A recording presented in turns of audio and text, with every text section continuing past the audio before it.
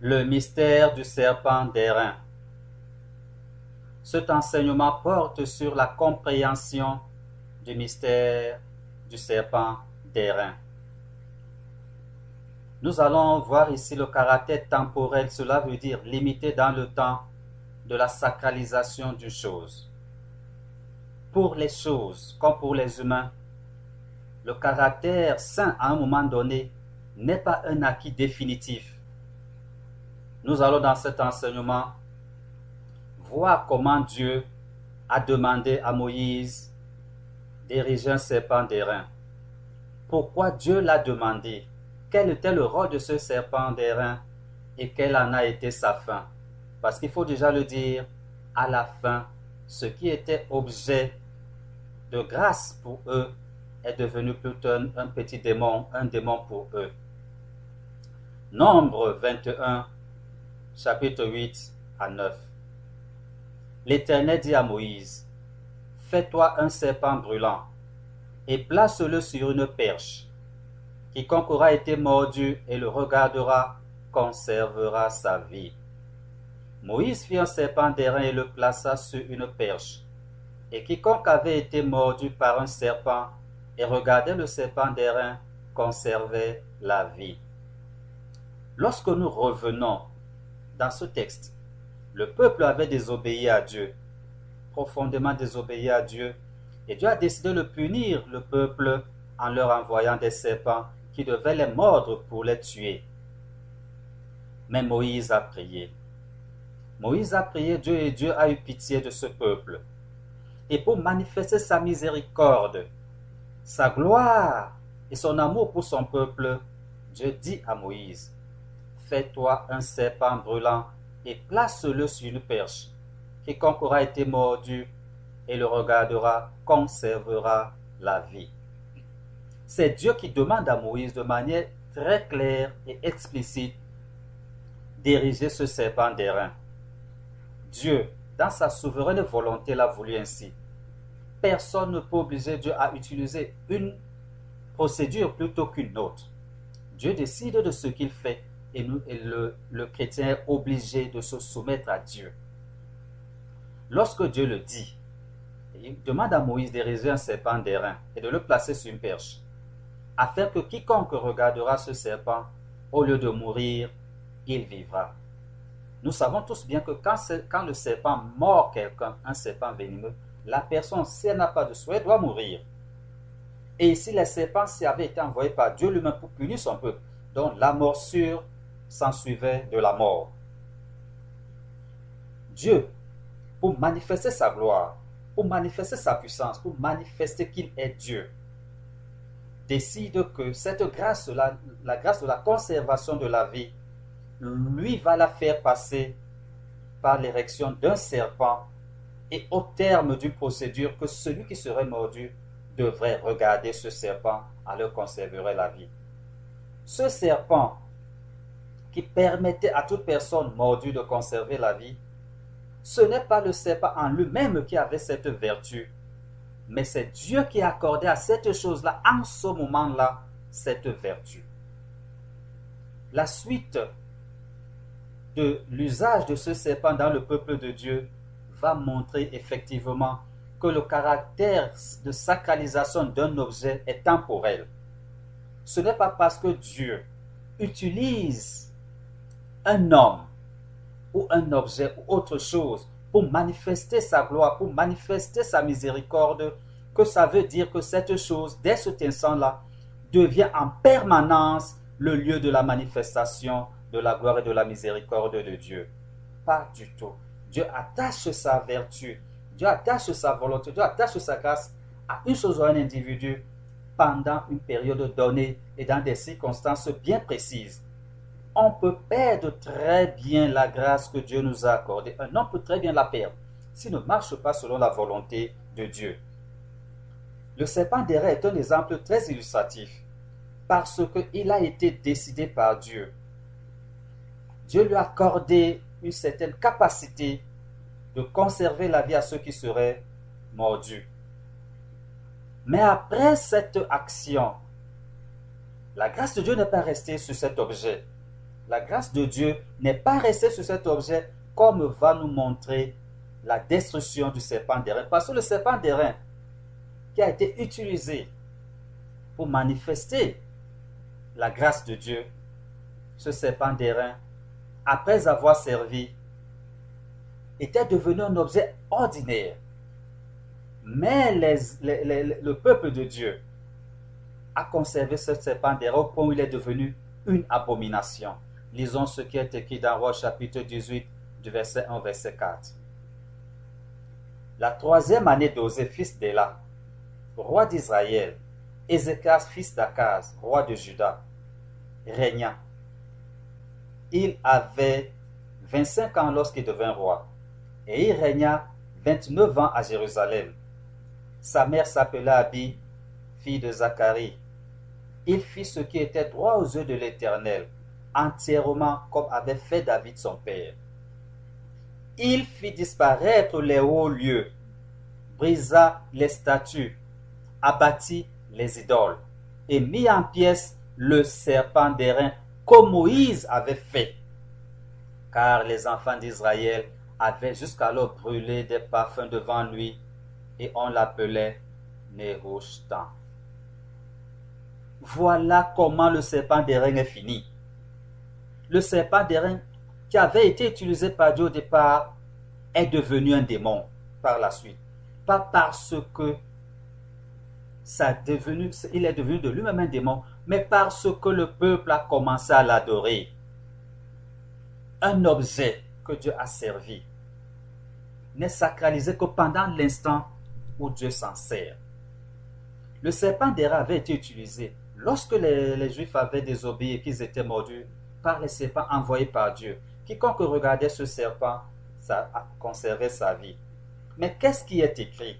Un roi arrive très longtemps après. Il arrive et constate, Dieu lui révèle que le culte qu'on rend au serpent, que Moïse avait érigé, du temps de Moïse, aucun culte n'était rendu à ce serpent qui avait été servi, parce qu'après avoir été utilisé, il avait été gardé. On l'avait gardé, on ne l'avait pas détruit, mais aucun culte ne lui était rendu. Il était un objet simplement qui leur rappelait peut-être ce que Dieu avait fait, mais il n'avait aucun égard pour cet objet-là. Il n'avait aucun égard pour cet objet. Moïse leur enseignait que tout égard doit être rendu à Dieu. Pas à l'objet qu'il a utilisé, pas à la personne qu'il a utilisée, même pas envers lui Moïse, mais envers Dieu. Mais cette génération est passée, des générations sont passées, et ceux qui sont venus après n'avaient plus cet enseignement, n'étaient plus vraiment liés à Dieu. Et ils sont partis ressortir ce serpent d'airain que Moïse avait érigé pour en faire un Dieu. Parce que selon eux, Dieu avait manifesté une grâce merveilleuse à son peuple en utilisant cet objet. Alors que dans la bonne connaissance, quand Dieu a fini d'utiliser cet objet, il est redevenu ce qu'il était. Simplement un objet. Dieu n'est pas attaché à un individu. Dieu n'est pas attaché à un homme indéfiniment parce que cet homme ou cet objet a servi à la manifestation de sa gloire. Ce que Dieu veut, c'est que nous allions vers lui. L'objet a servi, ça c'est Dieu qui l'a voulu ainsi. La personne a servi, ça c'est Dieu qui l'a voulu ainsi. Nous ne devons avoir aucun égard spirituel parce que Dieu a choisi un homme ou un objet pour faire passer par lui sa grâce. Il est un homme comme nous. Cet objet n'est qu'un objet. Les Israélites qui sont venus après le temps de Moïse, il est écrit que ce roi, nommé Osée, fit disparaître les hauts lieux parce que les cultes démoniaques, les cultes idolâtres, les cultes sataniques avaient prospéré. Le peuple s'est laissé infester par les cultes païens. ils ont eux aussi érigé des hauts lieux, ça veut dire des lieux de culte, des lieux sacrés. Les hauts lieux, ce sont les lieux sacrés. Cela veut dire qu'on installe, on établit un endroit, on dit que ces lieux sont sacrés à Dieu, consacrés à Dieu, pour le culte de Dieu, pour le servir, pour l'adorer, pour le prier. Quand à ces endroits-là, les oreilles de Dieu sont plus ouvertes, Dieu est là en permanence pour nous voir et il nous exaucera. Mais qu'est-ce que le roi Osée a fait? Il dit, la parole de Dieu dit, d'abord, qu'il fit ce qui était droit aux yeux de l'Éternel, entièrement comme avait fait David son père. C'est parce que lui, il était un roi juste, un roi qui craignait Dieu, un roi droit devant Dieu, que la révélation lui a été donnée. Et que Dieu lui a dit de briser tous ces hauts lieux, de détruire tout ce qu'il y a là comme lieu sacré. Tous ces endroits que les Hébreux avaient érigés et où ils mettaient des statues, où ils brûlaient de l'encens, où ils faisaient des offrandes, croyant que c'est à Dieu. Dieu a révélé à Osée que ce n'est pas ça, c'est de l'idolâtrie. Il est écrit, il fit disparaître les hauts lieux, brisa les statues, abattit les idoles et mit en pièces le serpent d'airain que Moïse avait fait. Un descendant de David a détruit le serpent d'airain parce qu'on avait érigé ce serpent d'airain en idole. On lui brûle, parce que le peuple d'Israël avait jusqu'alors brûlé des encens devant lui. Il brûlait des encens devant lui. Il rendait un culte au serpent d'airain. Qu'est-ce qui est écrit? Et il mit en pièces le serpent d'airain que Moïse avait fait. Car les enfants d'Israël avaient jusqu'alors brûlé des parfums devant lui. Et on l'appelait Nehushtan. Ils brûlaient des parfums devant un objet qui avait servi pour la manifestation de la gloire de Dieu. Et ils l'avaient baptisé d'un nom. Mais la parole de Dieu dit que c'était devenu une idole. Parce que c'est le diable lui-même qui avait maintenant pris possession de ce serpent, qui avait pourtant servi. C'est Moïse qui l'avait érigé. Mais la parole de Dieu dit que jusqu'alors, les enfants d'Israël brûlaient des parfums devant lui et l'appelaient Nehushtan. C'est de la même manière que nous voyons aujourd'hui beaucoup de chrétiens encensés, brûler des parfums devant des statues. Nous voyons aujourd'hui beaucoup de chrétiens allumer des bougies devant des statues. Nous voyons aujourd'hui beaucoup de chrétiens rendre culte à des statues. La parole de Dieu nous dit que ce sont des idoles. Se prosterner devant des statues. Ici, il s'agit du serpent d'airain que Dieu lui-même avait commandé à Moïse. Et à travers ce serpent d'airain, Dieu a sauvé son peuple de la mort. Mais ce peuple n'est pas resté dans la crainte de Dieu. Ils se sont retournés vers un objet. Et la parole de Dieu nous dit que même si cet objet avait servi, la grâce qui passait par cet objet est arrêtée.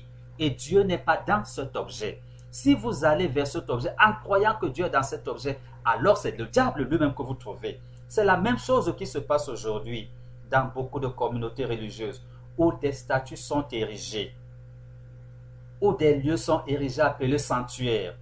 Et dans ces sanctuaires, nous trouvons des statues. Et à ces statues, on donne même des noms, de la même manière que ceux-ci appelaient le serpent d'airain Nehushtan. Les statues sont baptisées par des noms. On vous dira, ça c'est la statue de tel, cette statue c'est tel. C'est la même chose qui s'est faite avec le serpent d'airain quand c'est devenu une idolâtrie. Mais la parole de Dieu nous dit bien que le roi a détruit, a mis en pièces, il a détruit parce que c'était abominable devant Dieu.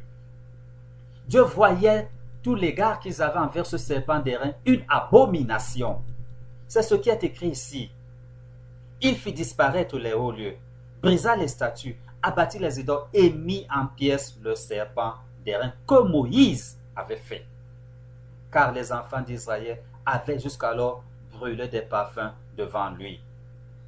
Les chrétiens doivent faire très attention de ne pas se mettre à genoux devant une statue, quel que soit le nom qu'on donne à ces statues. Parce que les Israélites ici aussi avaient donné le nom au serpent d'airain. Ce n'était plus le serpent que Dieu a demandé d'ériger. Eux maintenant lui avaient donné un nouveau nom. Ils l'appelaient Néhushtan. De la même manière, aujourd'hui, lorsque des gens érigent des hauts lieux, de la même manière que l'abomination des Israélites, ils érigeaient les hauts lieux, ce que nous appelons aujourd'hui lieu sacré, ce que nous appelons aujourd'hui sanctuaire. Ce sont des abominations devant Dieu, parce que seul Dieu est capable de déclarer une chose sainte. Et lorsque Dieu a utilisé un objet ou un individu pour qu'il soit le canal d'une grâce, cette sacralisation s'arrête à la fin de la manifestation de la gloire de Dieu. Et encore faut-il que Dieu déclare la chose sainte. Dieu n'a pas déclaré le serpent d'airain saint, et encore saint pour toujours. Ou encore que c'est par ce serpent que ces grâces devaient passer. Non. Il a été clair lorsqu'il a dit à Moïse, érige le serpent d'airain, élève-le, et si quelqu'un est mordu, il sera sauvé, ne mourra pas. Voilà ce que Dieu a dit. Mais la connaissance, Moïse n'étant plus là, la connaissance est partie. Moïse avait gardé le serpent d'airain après son usage. Eux, ils sont partis le sortir et en ont fait un dieu, une idole. Dès cet instant-là, c'est Satan lui-même qui était dans ce serpent d'airain. C'est la même chose que nous faisons aujourd'hui. Même si nous sommes animés de bonnes intentions et que nous fléchissons nos genoux devant une statue, ce n'est pas devant Dieu, c'est une abomination devant Dieu. Parce que nous sommes en train d'adorer le diable lui-même derrière ces statues. Quel que soit le nom qu'on donnera à une chose, quel que soit le nom qu'on donnera à une statue, quel que soit le nom qu'on donnera à quoi que ce soit, et que les chrétiens brûlent de l'encens, se mettent à genoux, brûlent des cierges, ou mettent des fleurs, ou font quoi que ce soit, en croyant être en relation avec Dieu, en passant par ces choses, c'est une abomination devant Dieu. Dieu ne le permet pas. C'est pourquoi Dieu était très fâché. Et il a donné à Osée l'ordre de détruire toutes ces choses. Osée ne s'est pas privé. Il a tout détruit. Tout détruit, mis en pièces devant tout le peuple. Une chose n'est sainte que parce que Dieu l'a déclarée sainte. Et une chose n'est sainte que pendant le temps où Dieu lui-même a choisi d'en faire un outil de sa grâce pour sa gloire. Avant et après cela, toute relation spirituelle avec la chose est une idolâtrie et une abomination devant Dieu, car le diable aurait donc profité de l'ignorance des hommes, de l'ignorance de la parole de Dieu, pour faire croire à ces personnes qu'elles rendent un culte raisonnable à Dieu en entretenant une relation spirituelle avec la chose ou la personne. Mais dès ce moment-là, où nous avons une relation spirituelle avec une chose qui a servi, ou une personne qui a servi, ce n'est plus Dieu que nous honorons, c'est Satan que nous adorons. Satan dissimule derrière la chose ou la personne. Nous adorons ainsi Satan et nous le servons, croyant que nous servons Dieu. Mais rappelons-nous toujours ce que Jésus a dit. Le mercenaire, le diable ne vient que pour voler, égorger et tuer. Votre ennemi, le diable, rôde comme un lion rugissant, cherchant qui va dévorer. C'est au diable qu'on se consacre, en ayant une relation spirituelle avec une chose qui avait servi à Dieu comme outil d'une grâce de Dieu. Cela veut dire que ce n'est pas parce que quelqu'un a servi Dieu, que Dieu lui a permis de le servir, lui a donné la grâce de le servir, et que la grâce de Dieu, la puissance de Dieu s'est manifestée à travers la personne, que la personne doit intervenir dans notre rapport avec Dieu. Cela est une abomination devant Dieu, sauf si la personne est encore vivante. Si une personne, si nous reconnaissons en un enfant de Dieu un don particulier de Dieu, il est normal d'aller vers la personne pour lui demander d'exercer ce privilège que Dieu lui a donné en notre faveur. C'est autorisé, c'est la communion chrétienne. Dieu donne des dons à qui il veut pour le bien de la communauté. Mais si cette personne décède, alors nous n'avons plus à invoquer cette personne au titre que cette personne avait bien servi Dieu de son vivant. Ça devient Satan lui-même que nous sommes en train d'invoquer. C'est au diable qu'on se consacrerait donc en ayant une relation spirituelle avec une chose ou un individu qui a servi et qui n'est plus. L'exemple du serpent d'airain est là. Dieu l'a utilisé pour sauver son peuple de la mort, mais après Satan s'en est approprié pour en faire un culte à sa gloire. Tenir pour définitif et pour infiniment sacré, ou sacré en permanence, une personne ou un lieu ou un objet qui a été choisi pour servir, qui a été choisi par Dieu, pour servir dans la relation de Dieu avec les hommes, les humains, les choses dont Dieu s'est servi pour faire passer une grâce, si nous les utilisons, si nous les approchons, croyant que par elles nous pourrons avoir des grâces de Dieu, nous pouvons nous approcher de Dieu, ce n'est plus de Dieu que nous allons nous approcher, c'est de Satan et c'est une idolâtrie. C'est ce qui est arrivé au serpent d'airain et il a été détruit sur ordre de Dieu. Les chrétiens doivent donc s'abstenir d'ériger des objets pour leur relation avec Dieu. Les chrétiens doivent s'abstenir d'ériger des personnes comme pouvant intervenir dans leur relation avec Dieu si ces personnes ne sont plus vivantes. Les chrétiens doivent s'abstenir de brûler des bougies devant des statues. Les chrétiens doivent s'abstenir de prier devant des objets. Les chrétiens doivent s'abstenir de s'agenouiller devant des statues. Ce n'est plus à Dieu que nous rendons un culte, mais à Satan. Dans l'Ancienne Alliance, Dieu avait souvent décidé des endroits et de la façon dont le peuple devait lui rendre le culte qui lui serait agréable. Mais dans la Nouvelle Alliance en Jésus, les choses sont différentes. Dieu fait de la personne elle-même, de son corps, de son âme et de son esprit, donc de la personne dans son entièreté, le temple de Dieu. Et dans chaque temple, il y a un prêtre qui doit prendre soin du temple. Et ce temple-là, c'est nous. Et c'est nous-mêmes qui sommes, chacun de nous, le prêtre de son propre temple. Regardons ce qui est écrit dans 1 Corinthiens, chapitre 3, du verset 16 au verset 17. Il est écrit: ne savez-vous pas que vous êtes le temple de Dieu et que l'Esprit de Dieu habite en vous? Si quelqu'un détruit le temple de Dieu, Dieu le détruira. Car le temple de Dieu est saint et c'est ce que vous êtes. Voilà le nouveau lieu sacré établi par Dieu. Voilà ce que Jésus est venu nous enseigner. 1 Corinthiens chapitre 3 du verset 16 au verset 17. Ne savez-vous pas que vous êtes le temple de Dieu et que l'Esprit de Dieu habite en vous? Si quelqu'un détruit le temple de Dieu, Dieu le détruira, car le temple de Dieu est saint et c'est ce que vous êtes. Voici le temple de la Nouvelle Alliance. Voici le lieu sacré de la Nouvelle Alliance. Voici le lieu où Dieu vit et où il veut que nous le rencontrions dans la Nouvelle Alliance. Dieu veut que nous le rencontrions en nous-mêmes, car c'est là que Dieu veut vivre. Dieu ne veut pas que nous allions le chercher ailleurs. Il veut habiter en nous. Et il met en garde. Si quelqu'un détruit le temple de Dieu, Dieu le détruira. C'est très grave cette parole de Dieu. Si quelqu'un détruit le temple de Dieu, Dieu le détruira. Ce temple de Dieu, c'est nous-mêmes, notre corps, notre âme et nos esprits. Nous devons donc nous abstenir de tout ce qui amènerait la souillure dans le temple de Dieu, car le temple de Dieu est saint, et c'est ce à quoi nous sommes appelés. Parce que si quelqu'un le détruit, en marchant selon ses propres convoitises charnelles, en marchant selon les émotions et les convoitises de ce monde, alors il est en train de détruire le temple de Dieu. Et qu'il sache que la parole de Dieu dit, Dieu le détruira.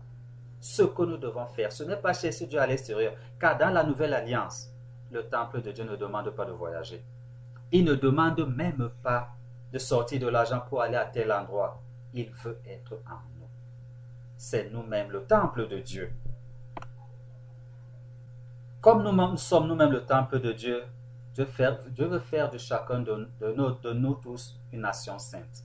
Exode chapitre 19, versets 5 à 6. Maintenant, si vous écoutez ma voix et si vous gardez mon alliance, vous m'appartiendrez entre tous les peuples, car toute la terre est à moi.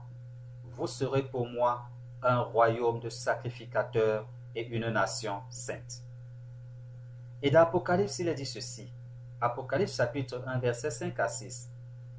À celui qui nous aime, qui nous a délivrés de nos péchés par son sang, et qui a fait de nous un royaume de sacrificateurs pour Dieu son Père. À lui soit la gloire et la puissance au siècle des siècles. Amen. Dans Exode déjà, chapitre 2, verset 106, Dieu veut faire de ses enfants un royaume de sacrificateurs, une nation sainte. Mais pour cela, qu'est-ce qu'il faut? Le texte dit, maintenant, si vous écoutez ma voix et si vous gardez mon alliance, vous m'appartiendrez. C'est ce que Jésus est venu magnifier dans la nouvelle alliance. Nous devons écouter la voix de Dieu. Nous devons garder son alliance. Cela veut dire mettre sa parole en pratique, marcher par elle. Alors Dieu dit, vous m'appartiendrez. Et dans l'Apocalypse, il est écrit, à celui qui nous aime, c'est par amour que Dieu veut faire de nous son temple. C'est par amour que Dieu veut vivre en nous, que nous soyons son temple. Parce que Jésus nous a délivrés par son sang. Et il a fait de nous un royaume de sacrificateurs pour Dieu son Père. Les sacrificateurs sont établis pour le temple. C'est eux qui rendent un culte à Dieu. Dieu veut que tous nous soyons des sacrificateurs et que le temple là soit notre cœur. Voilà ce que Dieu veut. Cet enseignement biblique a été dispensé par Lolo Jacques. Retrouve nos publications et leur version texte sur notre site internet www.foietverité.org. Abonne-toi pour recevoir nos publications dès leur sortie.